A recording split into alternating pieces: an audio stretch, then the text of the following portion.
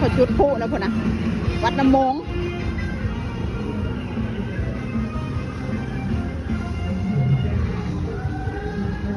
ย่างเป็นกิโล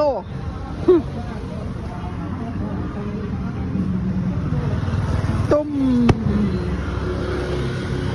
งามบ่ตะวันสวยไหม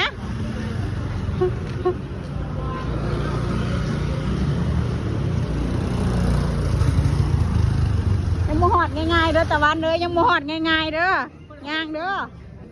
โอ้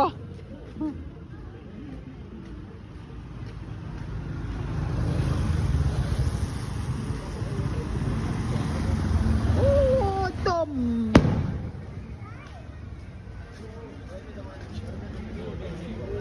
โอ้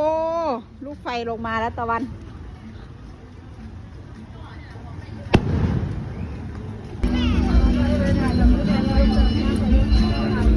เราเดินไปแบบพ่อบอย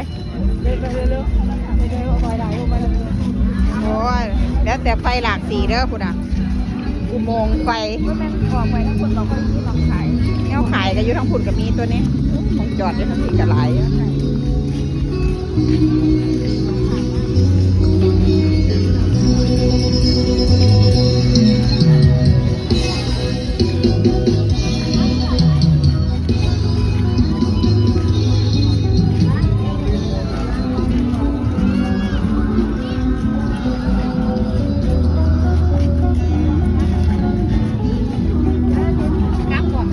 เพิ่นดูคนนั้นมาประดิษฐ์กีตาร์ลูกเฮาเด้อแล้วศาสตร์เด้อ